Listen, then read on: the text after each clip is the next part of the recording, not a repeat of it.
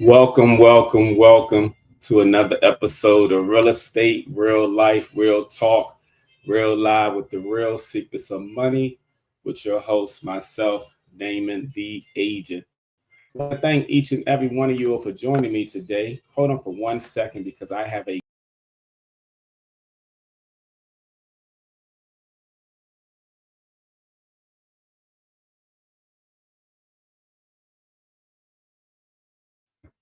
All right, yeah, I think that's a little bit better. So I want to thank each and every one of you all for joining me today. Today is Friday, August 14th, 2026. And before we begin, if you're not following me on all social media platforms, please do so. I am on Facebook, Instagram, LinkedIn, Twitter, Threads, Snapchat, TikTok, YouTube, LinkedIn, and Pinterest. All hashtag Damon the Agent, except on Pinterest, it is Agent Damon. And I also have a second Instagram page, which is Damon the Advocate. So find me on all social media platforms. But as always, I like to get into the wonderful world of real estate. Now, today I want to be talking about making offers on auctions and foreclosed property. Okay. I'm talking about that because um, lately I've had some clients who have seen a lot of properties that have popped up and they are totally unaware that they're auction properties. A lot of times, if you're looking for properties on the MLS or you're online and you see prices that seem too good to be true, that's normally because a lot of times those properties are distressed properties. And whether they're auction or foreclosed property makes remains to be seen and determined. But here's the difference. I want to explain, like, when you're making these offers, what's the difference? Now, how you buy an auction property is you bid on the auction property. Normally, when you see a price, that is the starting bid.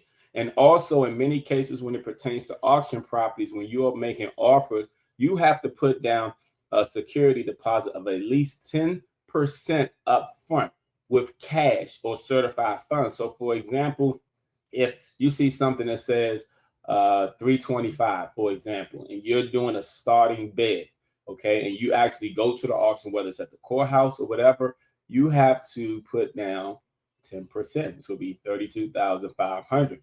And the reason being is because in most cases with auction properties, a lot of times investors tend to buy those more so than a regular consumer. So a lot of times, again, they're looking for cash or some type of strict financing. Most loans are not acceptable with auction properties. Most. I'm not saying all, but in most cases, there are not. Now, when you're dealing with a foreclosed property, you're submitting an offer regularly, whether it's through a website, whether it's through a real estate professional, but you're submitting an offer to the bank because in foreclosed properties, bank tends to own the foreclosed property. So they're the ones making the decision. Now, in the auction, like I mentioned, the price is determined. The bidding determines the final price with auction properties. Meaning, like I said, a lot of times you see those prices, those are the starting bid. Now, when it pertains to foreclosed property that are listed substantially low, the bank normally sets that price. And that's when the buyers tend to negotiate. That's why sometimes people will, if it's priced at 400,000, they may say I'll offer 375. In some cases, banks won't go below a certain threshold. So just because you're making an offer doesn't guarantee that your offer will be accepted. Now, and again, with auction properties, when you are financing, like I mentioned before, they normally deal strictly with cash or strict financing. With foreclosed properties, they deal primarily with conventional, in some cases FHA and VA. That's always going to be determined whether it's FHA or VA on the condition of the foreclosed property. Because with FHA and VA financing, they have certain guidelines in which properties have to be in certain conditions in order for you to go to closing with those. Whether they convert the loan for FHA over to a FHA 203K, which means a renovation loan. But in most cases, today's guidelines are totally different than they were 10, 15 years ago. People sometimes will bring up the fact that, oh, my uncle bought a property, my cousin bought a property. But what they don't seem to take into consideration is the timeline. Things change like every year. Guidelines change, rules change, everything changed. I mean, even the software in your phone has changed. Your phone has changed. You don't have the same phone today that you had 10 years ago. So just like things change, the only thing that doesn't thing to change, to be honest with you, are these laws. But besides the laws, when it pertains to the wonderful world of real estate, things are always evolving. Now, when it pertains to an auction property, when you make an offer on an auction property, you are limited as far as the availability of seeing that property. That's another thing about auction properties. A lot of time it's sight unseen. Well, for foreclosed property, you can still see the property. You get your inspection because you always want to make sure that there's nothing majorly wrong going on with the property, such as the foundation, the roofing, making sure that there are no water damages, no mold issues. These are the things that comes into place when you are making an offer with foreclosed property. Now, in both conditions, whether it's an auction property or a foreclosed property, most of them are sold as is. They're always sold as is. So that means they don't want the condition of the property. Meaning when you make the offer, you do your inspection if you can on the foreclosed property, or if you can't on the auction property, you are the one that are responsible for any upgrades, repairs, and things of that nature. Now, again, the closing timeline with an auction property is often strict and relatively fast. That's why I mentioned before, they normally accept cash offers only because they know cash can close immediately. With a foreclosed property, it's more like a traditional transaction. You go through the process of processing your loan, doing your inspections, doing the appraisal, and then, get a bank response. Once you get the bank response after all that, then you can go to settlement. Auction properties, no, it's like that. Meaning, a lot of times people say, oh, I want an auction property. But sometimes if you don't have the cash and if you're not ready to close, you're not ready to have an auction property. This is the reason why many investors are the ones who sweep up majority of the auction properties. And a lot of times that's why they're doing that. Now, of course, with auction properties, they're bidding with other investors or other people in many cases. Sometimes unknown, it depends on if it's an online auction, because in online auctions, a lot of times you don't know who you're bidding against, and you don't know. See, one thing about investors always want to come in low, so they don't want any competition. A lot of times they want to be the only ones and stuff. But unfortunately, in the world we're in today, there are many competitions. When it pertains to foreclosed properties, like I said, most foreclosed properties, that when you make an offer, there are deadlines that need to be submitted and made once you make an offer. And then sometimes with foreclosed properties, the bank sets the deadline as far as who can make offers on the property. Sometimes they will allow investors to make offers on the property if it does not sell by a certain time period. But prior to allowing investors to bid on a foreclosed property, they want regular residential owners. So they give a window in most foreclosed offers. Now, when it pertains to earnest money deposit with the auction, like I mentioned before, in many cases, they want you to put 10% down up front. Sometimes they'll go down low as 5%, just depending on the auction. But that's 5% of the starting bid. Okay. Now, when it pertains to the earnest money deposit with a foreclosed property, in many cases, that varies. It depends. It depends on the price of the property, but it's not 10%. You're not putting 10% down. It just has to be something that's reasonable and acceptable. Now, when it pertains to auction property, here's the biggest risk. Like I said, you have a property that you haven't seen. You have to put down more money. You're competing and bidding against investors. So there's less due diligence and fewer protection with auction properties when you're trying to thinking you're getting a good deal. In many cases, some investors are getting a good deal. In other cases, investors are not getting a good deal. Just because you invest in something doesn't guarantee a profit. You have to be smart and strategic when you're looking for a needle in a haystack, a four-leaf clover. Okay, with foreclosed property, the property condition, the title, the occupancy, and then the seller disclosures help you to determine that the property that you are getting is something that a buyer can tend to move forward with. So when you are talking about making offers on auction properties and foreclosed properties, you really have to know what you are actually doing, or you need to speak to someone such as myself who can hold your hand and guide you along the process. Because here's the thing. Sometimes people end up losing more money by not having a person like me by doing it on their own, by thinking they can go into Google and ChatGPT and they get all this information for free. What they fail to realize, and what we as real estate professionals know, is the information that you get for free is limited information. We have way more information than you all do. And the reason that we do have more information is this: as real estate professionals, we pay for the MLS system. We pay to put the houses on there. We pay for access on it. They give some of that information free to the public. The reason why it's limited to the public is because we're the one paying for it. Why would we pay for something that everyone else could get free? And that way, some people will feel like, oh, we don't need an agent. And that's why some of the people who feel that way, they end up, looking for a property or trying to do something on their own way longer than it would if they hire someone. And in many cases, they end up spending more money also. So these are the steps and some of the guidelines when you are making offers on a auction and foreclosed property. I will be back with my house of the week, y'all.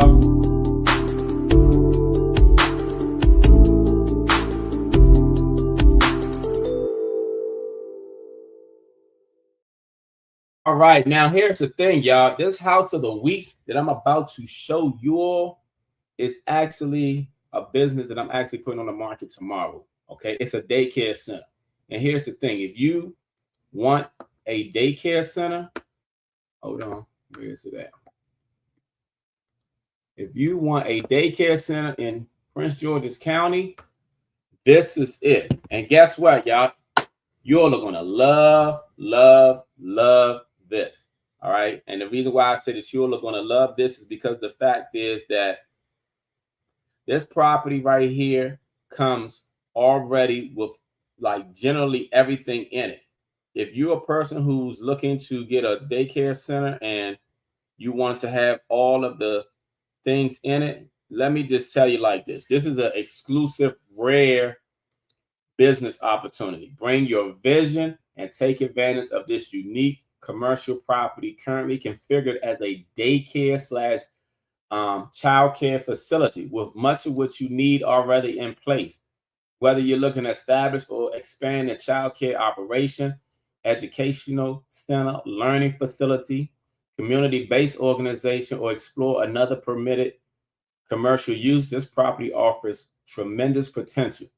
This building features multiple spaces, classrooms, and activity areas, dedicated infant slash toddler spaces, office slash administrative areas, restrooms. It has 4 restrooms, storage, a versatile layout designed to accommodate daily operations. And guess what? Everything you see in this picture, all existing equipment conveys, including classroom furnishing, childcare equipment, tables, chairs, cribs, shelf, playground equipment, and other items remaining on the property as well. Look, step outside to a large fenced outdoor recreation play area featuring multiple pieces of playground equipment, paved activities, and additional outdoor space, offering tremendous possibility. And then on top of that, the parking lot holds between 15 to 20 cars, providing valuable on-site parking for staff, parents, clients, and visitors. And here's the bonus for you all: the solar panels are paid off and convey as well too. So enjoy the potential benefits of an existing solar energy system without taking over a solar loan or lease. This property is for anyone who's looking to have their own business or already have their own business. This is in Prince George's County on Central Avenue between Hill Road and Ritchie Road. All right. I'm sorry, between Hill Road and Ritchie Road. Yeah. You all would love this. This is, I'm sorry, between Hill Road and Capitol Heights Metro. You all would love this if you're in the Prince George's County area. Please inquire within. It will be on the market tomorrow for anyone who's interested in a child care facility in Prince George's County. It will be on the market tomorrow. I will post it and share it with each and every one of you. All right. Now I'm about to get into my Q&A, which is my questions and answers, y'all. Y'all know I love these things. So again, if you always have any questions, please feel free to ask, and I would love to answer. Okay. Now here's the first question of the day. What happens if multiple people inherited a property and don't all agree to sell? What happens if multiple people inherit a property and don't all agree to sell? Well, here's the thing. If several heirs owns the property, one heir generally cannot simply sell the entire property without the other's cooperation. If everyone agrees, the sale can move forward normally. If they don't agree, an owner may pursue a petition auction, asking a court to divide the property or order its sale and distribute the proceeds among the owners. If the property is still in the state, probate and the personal representative's authority can affect the process. The exact rules vary by state. Now, that's a tricky situation because as a real estate professional, I've been in several situations where a parent has passed away and the house was left. And when that has happened, in many situations that I've witnessed there's always one child that's normally mourning the loss of their parents. There's always another one who wants to live in the house. There's always another one who's already spoken to an investor who wants to sell a house. And it always is conflict and confusion. This is the reason why we all must get our things in order, creating trusts and wills, especially when you have kids. Sometimes kids, all they want is money. They don't even care if their parents pass away. So in situations like that where it vary, if people can't agree, they will have to go to court on that because it's a fight. Like if someone's already living in a property, is it vacant? It's a fight sometimes. It can be like that. Question number 2. What does time is of the essence mean in a real estate contract? What does time is of the essence mean in a real estate contract? Time is of the essence basically means that from the moment the seller and buyer agree, they sign off on a contract, everything starts ticking. The time is ticking. You have to oblige by everything that's in the contract. If you have contingencies for home inspections, appraisal, financing, even the deadline for depositing your earnest money deposit and settlement, that means you have to make all these deadlines. So time is of the essence. A lot of times people overlook that and they think that, oh, we can make these adjustments. But here's the thing. They're very critical in the sale in real estate because if you don't oblige by whatever you put in the contract, you can and may lose out or miss out on the opportunity of that house or your money or something to that fact. A lot of times, it's just about deadlines. The earnest money deposit, the home inspection, the appraisal, financial contingency, settlement. And then if there's anything that arises from the appraisal or home inspection, then it's about the deadlines of taking care of these things. Time becomes of the essence the moment that you all have fully agreed on the contract. Once you agreed on the contract, you have an end date, a settlement date, and everything has to take place in between the date you sign that contract, which is called a ratification, to when you go to settlement, and then every time period that you have stamped in that contract. Those are contingencies. So that's what time is of the essence mean. Question number 3. What's the escalation clause and when should buyers consider one? What's an escalation clause and when should buyers consider one? An escalation clause basically is when a buyer allows an increase of their offer if there are other offers that are on the property that they're making an offer. For example, if they made an offer for $500,000 and they know this is a hot property and they include an escalation clause and they say, okay, well, I don't want to go above 550, but I will only go in 5,000 increments if an offer is on the property that is higher than my offer, but between 550 and and I don't want to go up to 550, but I will go 5,000 above the offer that's on my property. So let's say you make an offer for 500 and someone makes an offer for 520 and you say my escalation clause up to 525, but I only want to do 5,000 increment. That means you want your offer to be 525. In some cases, though, you need to really see what the sheet from the other offer, because sometimes they can say, oh yeah, well they'll take your 550, but then The other one might only be 525, but you don't know that unless you see something, in writing.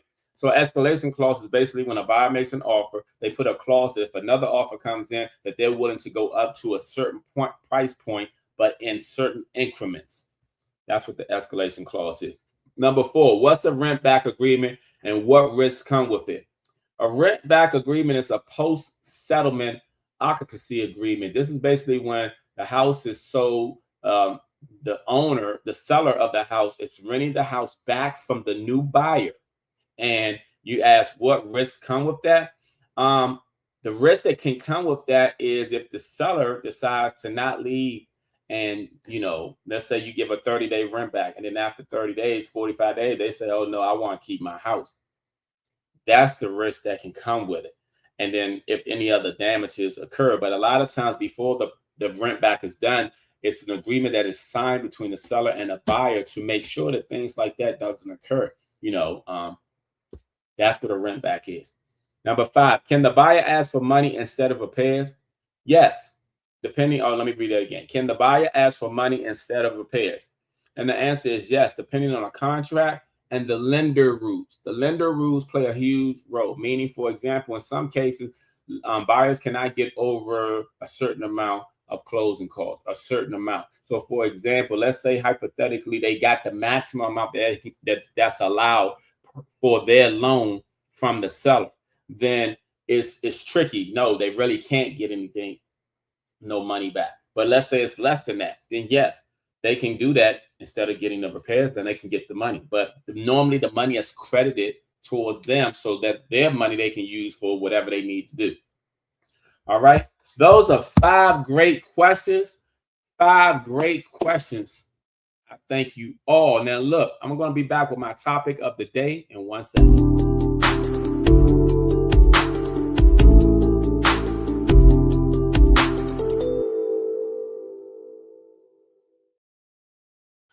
All right, I'm going to make this short and quick, but before I do, I want you all to please follow me on all social media platforms. As always, all social media platforms, which is Facebook, Instagram, LinkedIn, Twitter, Threads, Snapchat, YouTube, TikTok, Pinterest, and Snapchat. I said Snapchat, right? And it's always hashtag Damon the Agent, except for Instagram, I have 2, Damon the Agent, and Instagram and TikTok, I have 2, Damon the Agent and Damon the Advocate. Okay. All right. So real quick, I want to talk about back to school. Now, everybody, it's time to get school supplies for your kids and everything, but I just want people to be more diligent as far as watching when you're driving. There's a lot of people out here who are speeding through neighborhoods, who are speeding through school zones. Please be mindful of the children. Please slow down and everything.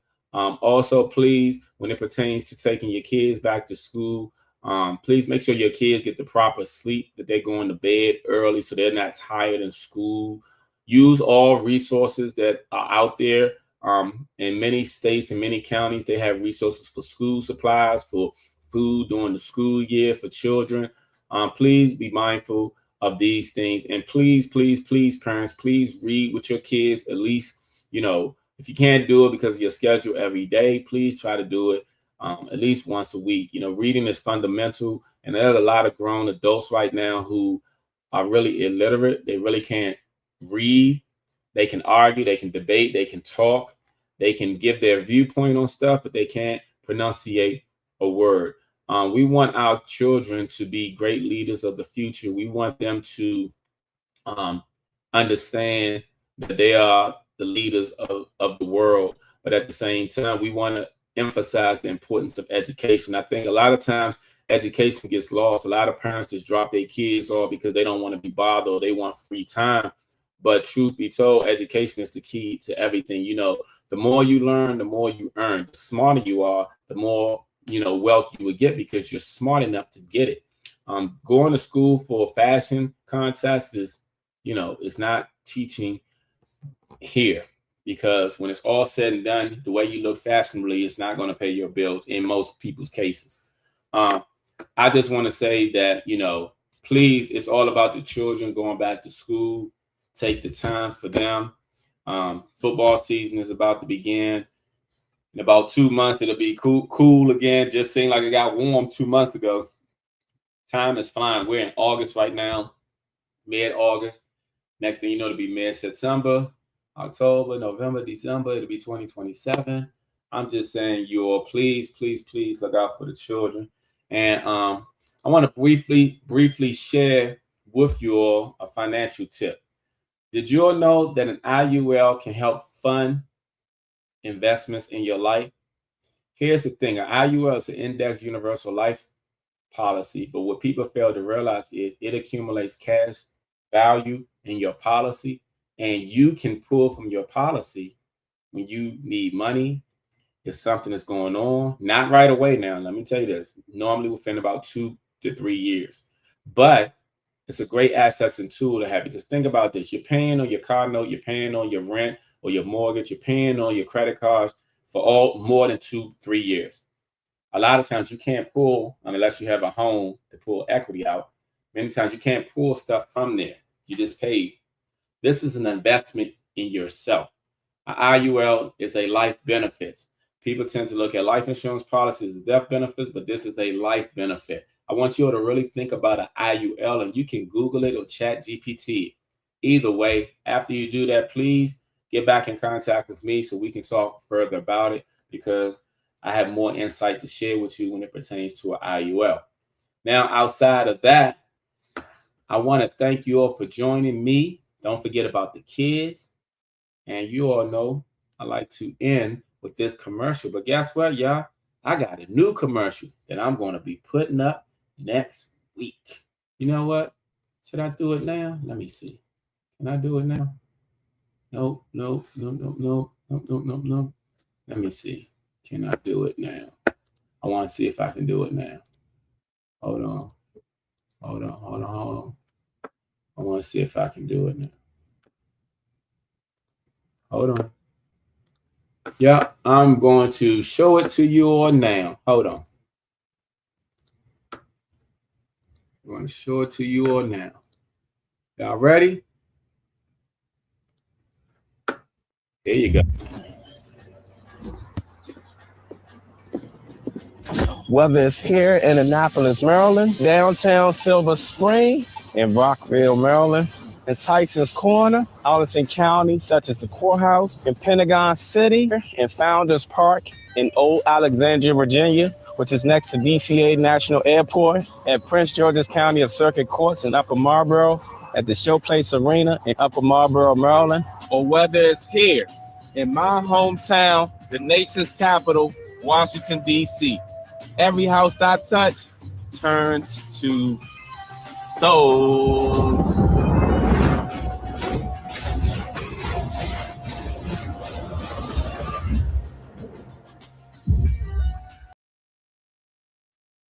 Yay. Let me send y'all with my old one.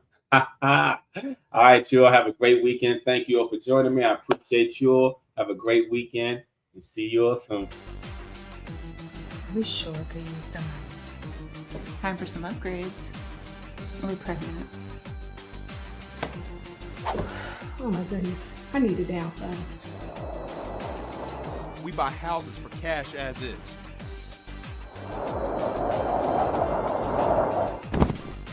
Damon the Agent. A name you can trust.